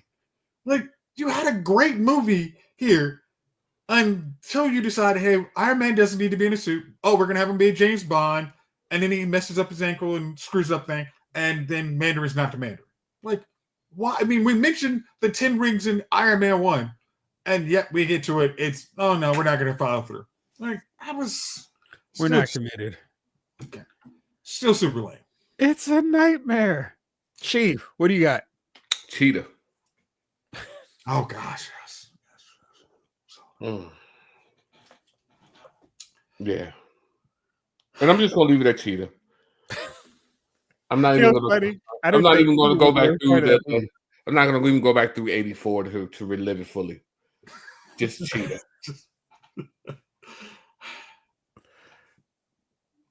Teresa said, I'm wondering about that. Yikes. I was about to say, for real, if you want to talk a bad character, Wonder Woman 84, it's not Cheetah. I thought she was probably one of the better parts of the whole movie. Maxwell Lord, it's like, let's throw in Pedro Pascal and let's have some fun. But Maxwell Lord should have been way better. He's too great a character. Okay, Jeff, would you have gone with Maxwell Lord as a end of Justice League International, or just him being kind of the promoter of the JLI? See, nowadays there's no Don King, so I don't know who would get the reference because people are just doing that themselves. But I think JLI would best work, and they could do it as a cartoon because that way they could spend whatever money they needed to and just have the voice actors do the characters. But a weekly series on JLI would be awesome. And Maxwell Lord is the kind of we trust this guy or we don't trust this guy kind of manipulator. Hey, do this. This is great. That used car salesman kind of vibe with him. That's the way to go with him and his character. And I just feel like the moment they decided he's actually a bad guy, I was like, The funny thing is, I was just watching Justice League Unlimited, and they actually have the episode of Maxwell Lord. I'm like, that was a good use of him. Yeah, he is a great character who's been great one time in one book, and it was like, this is the best way to use this character. When they started shifting and deviating and trying to make him a bad guy, I was like, no, this is wrong. Hey, are you talking about Steve Trevor in the first one, or Steve Trevor reanimated as a zombie in Wonder Woman 84? Oh, so many things. The reanimator, Steve Trevor. Let's see. For me, another one. The Flash, as done by Ezra Miller. You have Grant Gustin. Say, listen, we'll do what we do when our Supergirl was legit pregnant. We had to write her out for a while. We'll just have you star in our Flash movie. Or, failing that, find a blonde actor who's not a psychopath to just be your Barry Allen. This version they did, it was like, yeah, we'll call him Barry, but he's going to act more like a very young Wally. This is wrong too. So we can have some comedic elements to it. And it was frustrating because Barry's a better character than that. He's makes some impulsive decisions. Let me go back and say my mom. Stop, Barry. But he's a great thinking character. And he's the chemist, scientist of the Justice League. It's not Batman. And he's a detective too. He's a forensic crime scene police detective. And it's like, why can't we get that right? I mean, the TV show was better, but I mean, they had to work in Team Flash. But Ezra Miller was just not it for me in terms of being a great version of the Flash, a character who should be a great version, be a great character, whether it's Barry Allen or Wally West. Chief, what's next? Uh, You got it. I'm gonna go with Cloak and Dagger. Oh, Did you ever please say more. So there was a show that came on. It was Cloak and Dagger for a while, and I just felt like they never. So they ended up canceling, which was crazy because I don't know if it was too long to develop. I don't. So I just feel like they did them dirty in the fact that they never brought this thing to fruition. Like they just never fully developed the characters, and then the season ended and the damn show was over. Just as you was like hoping something would go on that you could grasp onto for the show, because it looked like it was going to be good if they could just kind of get what they were trying to get together. And I felt like they did the Cloak and Dagger actors kind of dirty because it looked like it was going to be good. And they actually, they brought him in for one cameo of the Runaways, and it was like, anything? Like, yeah. Speaking of another show. X the Realist 101X. What up, fellas? Always good to catch a live stream. Good to see you. What up, though? Curator Grant Gustin and Stephen Amell are the characters 100%. Justin Hartley was a great Green Arrow too. So it's not like they couldn't have cast a better Green Arrow, and they could have cast a great Flash for the movies. It's just Ezra Miller was just not a great choice to play that role. Either way. But here's the problem. This is one of the weirder things. They actually had a successful TV show of the Flash going on at the same time. It was if you don't want to have this same take on Flash, don't use Flash early on. You could have used other characters. You could have used a Green Lantern character, but they said, "Oh, we're gonna shoehorn a Flash character in here," and that was the wrong call. Kelly Cox says, my pick for Done Dirty is Thomas Jane. Would like to see more Punisher. Rick Cage, I say Green Lantern John Stewart and John Jones being absent from Justice League. Ski Raider, the whole cast and setting of Riverdale was Ski Raider, Black Canary Earth 1 was done mad wrong on Arrow. 100%. Mr. Terrific was 2. Sea Raider Ray Palmer's weak sauce 2 on Legends. Don't forget Arrow too, because it's like, let's make him Iron Man, but short. Yeah. Diggle is Green Lantern on the show. Nope. So Greg gets permadisc on top of the egregious mess ups. Felicity was the Paula Perrette of CW. Michael Solis. I feel like the problem with Batman and Green was that the Flash was taken off and they tried to copy No, Arrow was around before Flash. Jamelin, I'm going to go right back to Arrow and that, Mr. Terrific. Yes, sir. Justin Huber, they did wrong with Kane. AJ says Taskmaster, hands down. Oh, yeah. Justin Huber, Cavill is Superman. Ready to start fighting, Chief? I'm not even going to mess with him, man.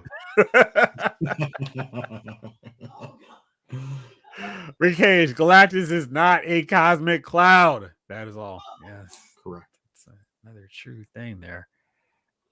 David Thanos, Reacher guy on Smallville playing Aquaman. He was. And the funny thing is, he wasn't that big until the last. I think it was season 9 when Aquaman really was bigger than Tom Welling. It was like, we got a problem. That was on them for casting Tom Welling. Was it big enough? No, but the thing is, like early on, Tom Welling's a big dude. Next to beat the boss Ross, Chloe. No. Like Tom Welling's like 6'2" or something like that. But Alan Richardson's is 6'4". It's like, you don't need to cast somebody bigger than your star, Superman and Lois. All right. Val Kilmer's Batman, Bruce Wayne, Clooney's Batman's a bit like Adam West Batman. Clooney was a good Batman, but the movie's bad. I'm gonna have to watch that again because I've only watched it one time. Movie night. Nope. I'm busy. Thomas Jane went on to be in The Expanse, which is on Amazon now, Jeff. Noted. Thomas Jane. Was that? No, that wasn't him and Hung. That was him? Yeah. Ski Raider, they were scared to make them an accurate couple. Great actors, they're waiting so long. Runaways and Cloak and Dagger will be too old at this snail's pace. Drop these characters in. The funny thing is, I think you could put them in. in Secret Wars. He And put they'll him be in the fine. Young Avengers. Michael Sullivan's problem with Wally is he was too much of a strong character with good stories that people confuse him with each other.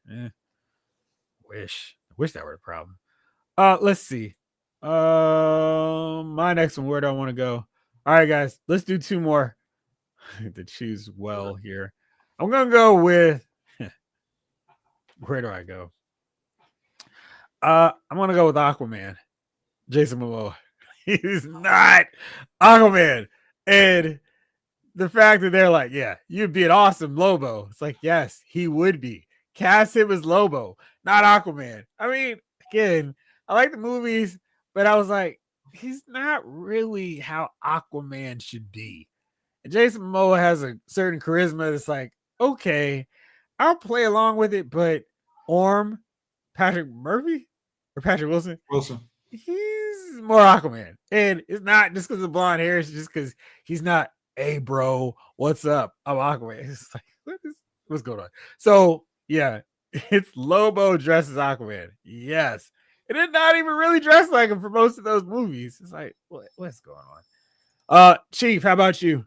I think I'm out. You're out? All right, Chase, we got. I'm gonna go with Ultron. I had Ultron down too. Ultron. Why did you say Ultron? I'm gonna say Ultron because to get to Ultron, you should have had Hank Pym. And the idea of not having one of the founding members of the Avengers in because of a stupid comic book. Yeah. Ultron, Hank Pym right there. Yeah, it's you trying to get rid of them. Oh, we don't want to have it because it's like that was a stupid mistake. And then you're Tony Stark makes Ultron. Like, no, absolutely not. You missed 90% of Ultron's character because we're making Tony the reason of Ultron. And we get a one-off Ultron that's beaten by the Avengers one time when the Avengers, as Earth Mightiest Hero show, Ultron evolves multiple times, and even at 26 episodes, you see Ultron 3 or 4 times because Ultron's like you're not getting rid of me. Even great, I mean, Earth Mightiest Hero once again did it far better, and just not doing that is total disservice. My final one should be absolutely no surprise. It's my favorite X-Man whose death in X-Men The Last Stand had me sit up in the back row of the movie theater where I like seriously contemplating walking out and leaving the movie 1/3 of the way done. I was like, you know what? I'm out of this movie. And you were like, no, it's okay. It's okay. I thought it was the first 15 minutes. I was like, it's okay. We're gonna stay and keep watching this find movie. some way to bring him back. No, we'll have Professor X brought back for no damn reason. So Cyclops. I thought Bryan Singer had no idea how to make Cyclops work. He made him this chump who's just around to get punked around by Wolverine, Lady Deathstrike, and whoever else breathed in his general direction. Toad, you want to take him out next? Go for it. Cyclops is the man, and he's better in X-Men 97. So we're not always praising Earth's Mightiest Heroes. Showed you how to use Cyclops and make him the coolest X-Men.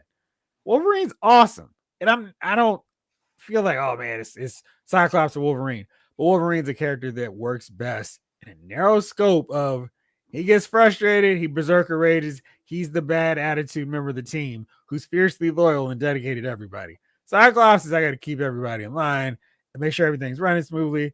Oh yeah, I might have to run mutant kind because Professor X loses his mind. Magneto's crazy too, but I got it. Don't worry. I'm gonna run our utopia. It's gonna work smoothly. The trains are gonna run on time, and it's all because of me.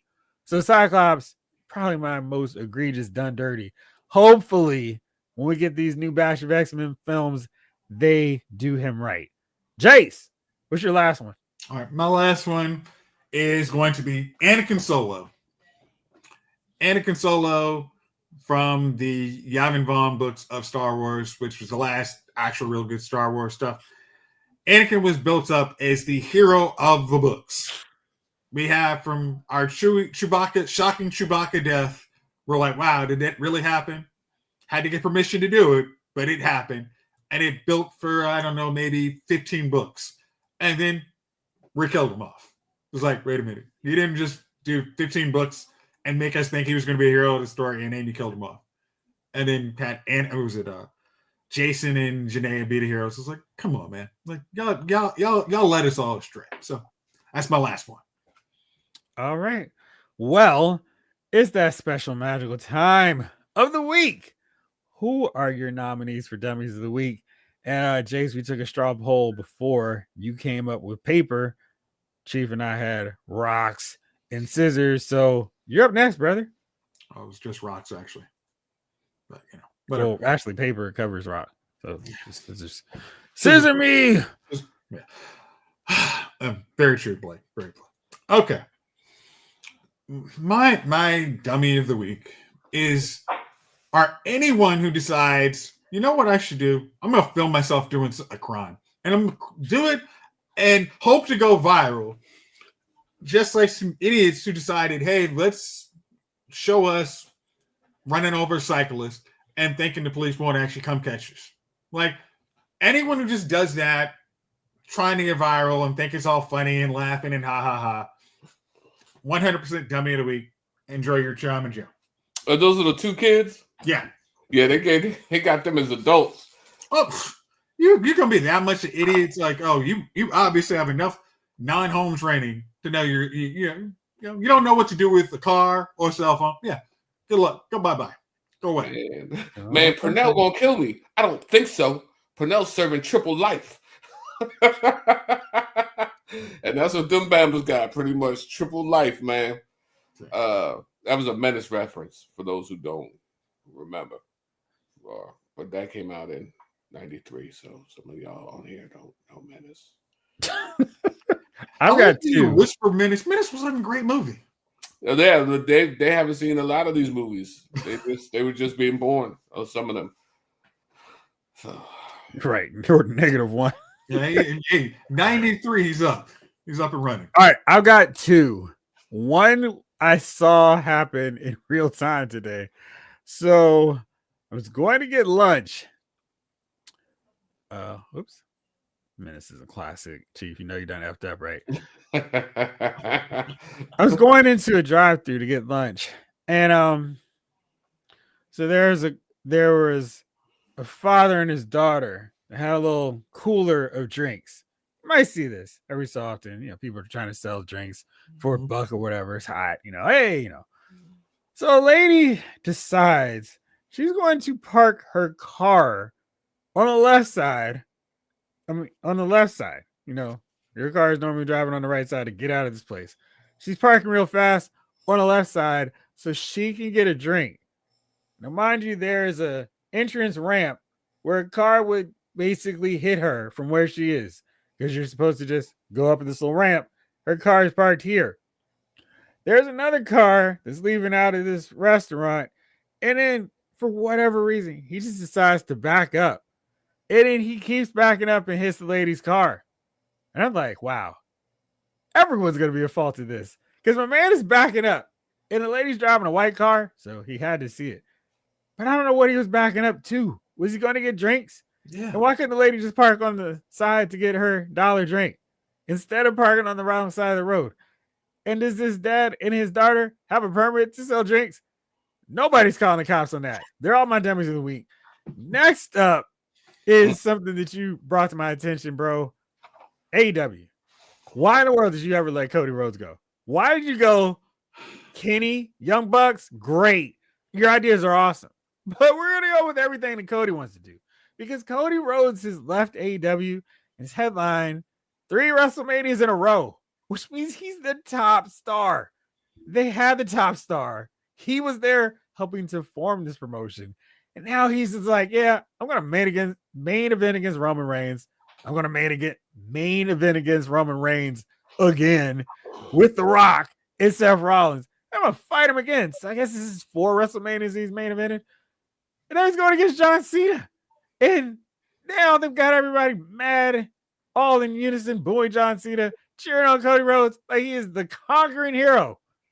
And AEW had this dude. So you all are my absolute biggest dummies for a couple years now, because Cody Rhodes has been like the biggest star in wrestling. You had him. Yeah. Chief, Wrap it up. I don't even know if this constituted dummy of the week. It may.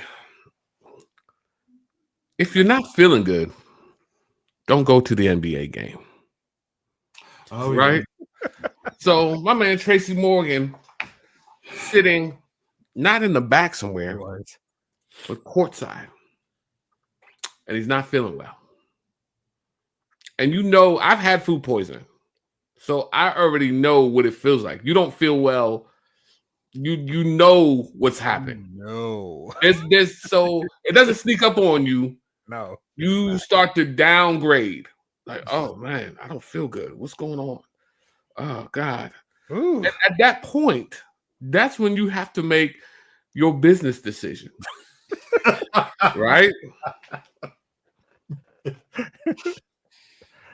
Your business decision should never include throwing up courtside for the world to see you. For the world to see. You shouldn't. I mean, he is puking out his guts courtside. People are standing up, getting away from him. He's got this big puddle of puke. There's beautiful women to his right and left, and he's just, and I'm thinking to myself, bro, I don't think I've ever seen anybody throw up courtside before. You, sir, have made it the first. You didn't have no popcorn. I'd have grabbed somebody's popcorn out their hand and give me that bag. It's no. What about your ice bucket? Anything, bro. Anything. But first of all, why the hell didn't you just go into the restroom? You know it's coming. You said a business decision. Think about how much effort it takes you to actually get courtside. So just walking down there, you should be like, I don't think this is the way to go. Right. I'm not feeling good. I remember I went to, so there's a place off of 16th and Rhode Island Avenue in DC, a place called Wamings. And I haven't eaten there since 2001, 99, 2001. The way he was saying, I was thinking of Chuck going, oh my God. And then he did it. And then the rest of the crowd, everybody else is getting the whole theaters get into that. Man. I was literally thinking that. Summertime. And I remember leaving work that day. And it's summertime. So I've got the heat in the car going, but I can't get warm. And you know, in our old neighborhood, they had the roundabouts. They didn't well, they didn't at first. We used to be able to drive through when we were young, but then they put the roundabouts in it. And I remember popping open my car door, going around the roundabout, one hand on the wheel, leaning out, all over the door, all over the bottom of the seat there. You feel it coming. You know it's coming. Mm-hmm. In the air of night. Hey, bro, let me tell you something. You have to do better, Tracy Morgan, when you're not feeling well. And if you had food poisoning, bro, you should have known to take your ass from courtside. That was a mistake. The other thing is, because it's food poisoning, you don't know exactly which way it's going to roll. So you don't make that decision to go for courtside. Man, imagine if it had been the other way. It's like, no. Oh, God. I'm good. Oh, I'm sorry, everyone. Oh, it's horrible. The humanity. You know what I mean? So, yeah. So sometimes you just got to say, look, I'm gonna go home early. I'm gonna have to watch this game on TV. So right. I'm a baller. I'm on front row later. You're not gonna see me giving up the love. You won't see me tonight. No. Mm-hmm. Or tomorrow. So yeah, Tracy Morgan, man, at 57 years old. No. Oh, he must have watched it. At 57 years old, you got to know your body a little better, Slim. And puking at the game, you know, food poisoning at the game, you got to know that's coming. You got to know. Like I said, food poisoning doesn't sneak up on you. It's a downgrade. You feel yourself, oh, shoot, I don't feel good at all. Chief, I was watching Speed Racer when I got hit with a little food poisoning. And I was like, that's one too many curves around this thing. I probably need to go from the middle row of this tall, vacant movie theater. It's just critics and go to the bathroom. And that was the right call. I missed some of Speed Racer, but I did not pull the Tracy Morgan. I would Yeah, have called it Jeffrey Lyles, but bro. no, I did not do it. You feel it coming. You do. It is You feel not it coming, something that's man. just like boop. Food poison, you feel it coming on. It It's is like, I'm a coming for you. downgrade. Word B.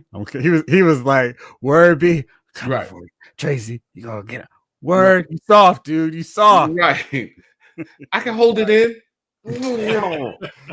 Always go before you throw. Exactly. Man. Whew. Well, thank you guys for another exciting, exhilarating, and thankfully projectile free episode of Loud Movie Files. Yeah. Jay's Chief. Don't forget, guys, put your brackets in. We'll see how quickly they get busted. Hey, for all of us who put Duke in the Final Four, you know it's going to be bad first weekend. Put yourself as an automatic dummy of the week next week. Is Flag not playing now? It doesn't matter. Oh. Dang. It's Duke. It's Duke. They're never getting to the Final Four when you pick them to go to the Final As long Four. as I don't pick them, they will. All right, let's thank Mark A. Snowglare, Jamelin Parks, Blake Tarpley, Justin Huber, the movie guy, Snowglare, Snake Eyes, King Collector, Sir G.L. Rick Cage, Esquire, Skew Raider, Michael Solis, AJ, let's see, X the Realist 101X. Let's see, did I miss anybody else? I think that's everybody. Yes, I got Michael Solis, got Jalen, C Raider. All right, I think that's everybody. You got Randy Reviews. Randy Reviews, thank you. Jace. Yeah. Jace. I thought it was going to be All-Star Superman shirt. Wow. Hey, remember last week somebody repped it, said it was great. Yes, absolutely. All right. Well, thank you all for another great episode. Tomorrow, we're back on for another edition of Loud Figure Files. Stay tuned for whatever I'm going to talk about on that one, including all the G.I. Joe pre-order madness.